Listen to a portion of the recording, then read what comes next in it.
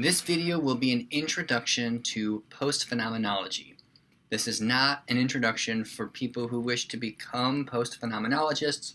It is for people who are maybe just hearing the word for the first time, who are still having some trouble pronouncing it, and so on, who may wish to practice it just for fun to see what it's all about, but it's not going to be thorough. I'm going to overgeneralize, I'm going to step on people's toes, and I apologize for that.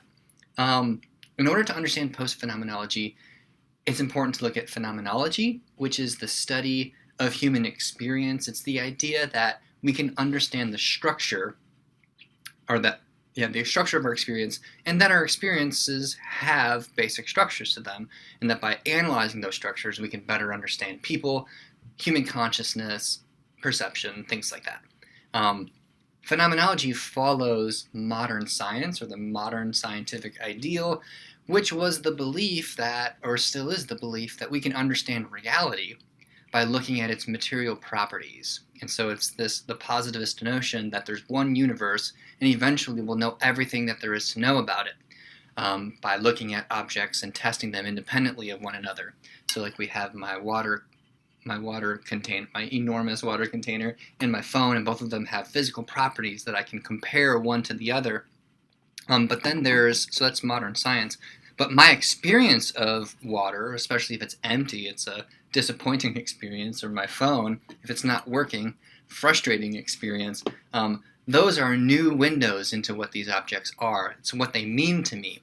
So phenomenology looks at not objects, but humans' experience of those objects, or the structure of human experiences in general.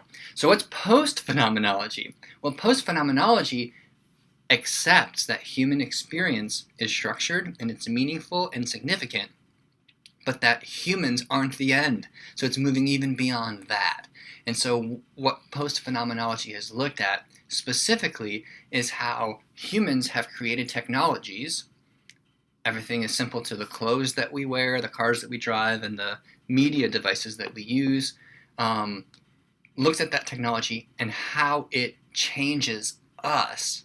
So humans have created telephones, but then the phones have changed the way humans interact. And so it's a cyclical process. It's a reciprocal process. Humans make technology, but humans are not unchanged by that technology. The technology changes the humans, so it goes around and around and around. Post-phenomenologists look at how technology, which humans have created, changes humans. And so what I want to do is introduce that idea to you, and then kind of open up the floor, open up your the world of your experiences and your objects that you use, your technologies, to start looking at these things a little bit differently. So technology, and this is borrowing definitions from Don Ida. He's kind of the father of post-phenomenology. He's the one who coined the term, I think, in Technology in the Life World, or possibly the book that came out just before that. But Technology in the Life World is where he really lays all of this out. But technology is anything that humans have created that mediates between human and environment, or human and nature. So a completely naked human would be a technology-free human. Just looking at me, I've got technology to hold my hair up.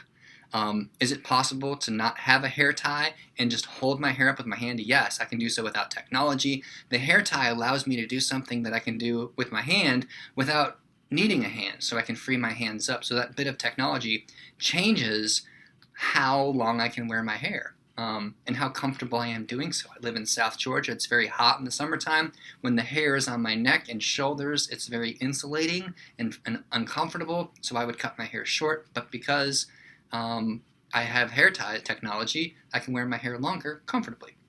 I have glasses on.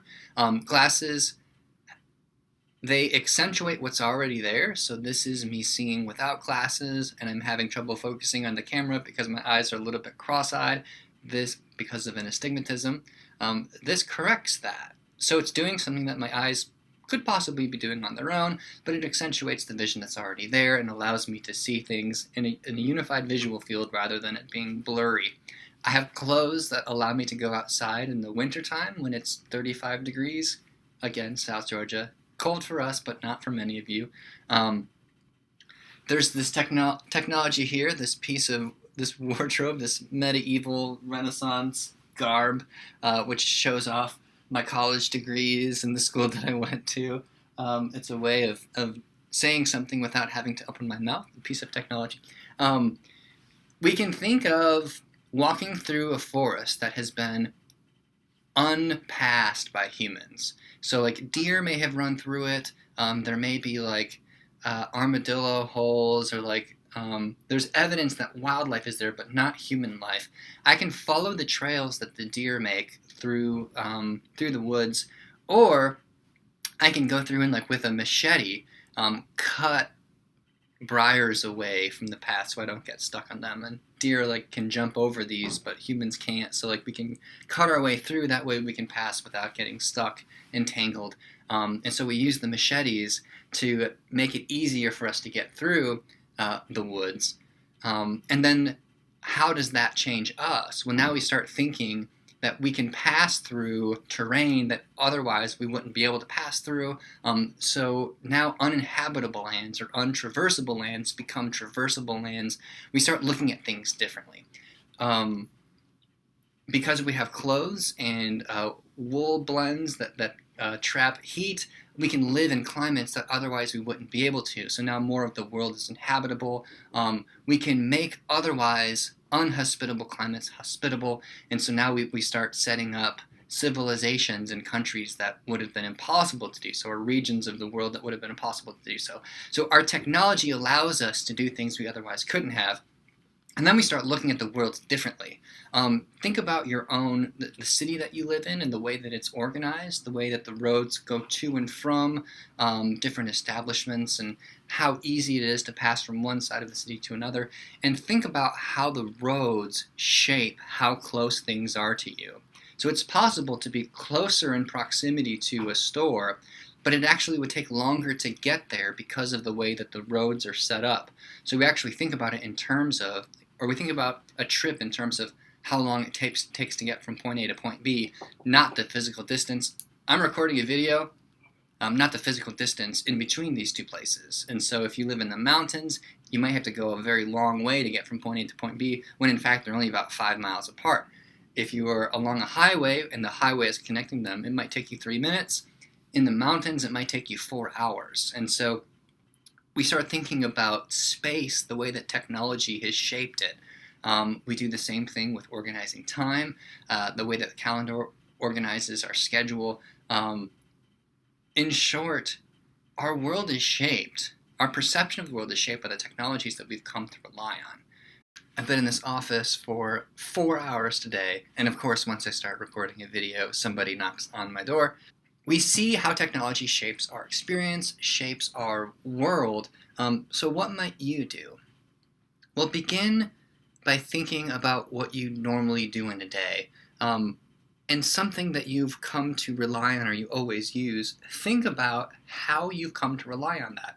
So in the past, you didn't need it, but now you perceive it as absolutely essential, like you wouldn't be able to get by without it. A writing utensil, for example. How has this changed the way that I shape my life?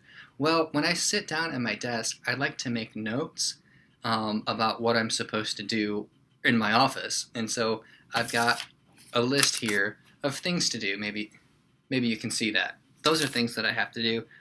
They were actually notes that I took during a virtual class earlier, and so I was just taking notes. If you were curious about why I had be positive on there. So when I'm sitting at my desk and I can't find a pen, I feel like I can't record my thoughts or remember my thoughts. It's a way, this is an auxiliary memory. It is something separate from my memory that I've come to rely on. Do I have a memory?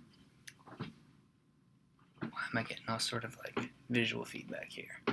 I have a memory that works perfectly fine, but I've come to rely on these memory holders, otherwise I'll forget something. Do you think, or did you ever think of the written word or copied text is a handicap for memory, is a way of supporting a deficit in our memory.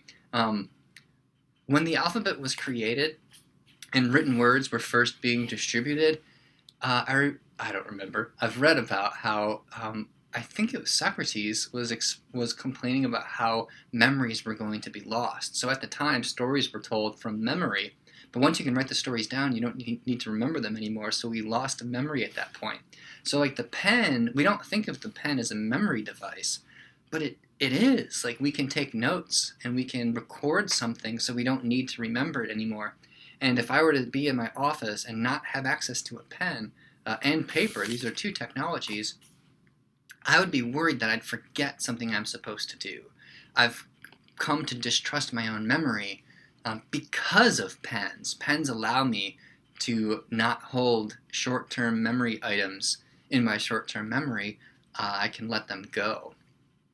This piece right here has transformed my memory.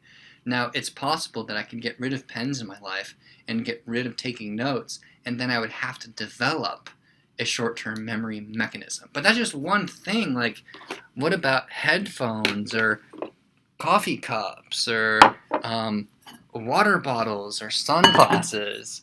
Any of these things have changed ourselves, our own perceptions, our own abilities. So look at your own life, your own things in your world, and think, how have these changed me? You do that by imagining what life would be like without it. And once you imagine that, oh, I couldn't do this, this, or this, those are things you've come to rely on because of that piece of technology. And so how have you changed to become reliant on that, whereas before you were completely unreliant? I didn't get a smartphone until graduate school. I was in my mid-20s. But now I feel naked without it. So in what ways has this changed me? Will I go through all of those things that I feel like I need to have it for, and then say, all right, well, what would happen if I didn't have it? And I had to do those things some other way. And then I would realize each of those would reveal to me a way in which the smartphone and access to the internet that way has changed who I am, how I think about things, how I organize my life, and that is post-phenomenology.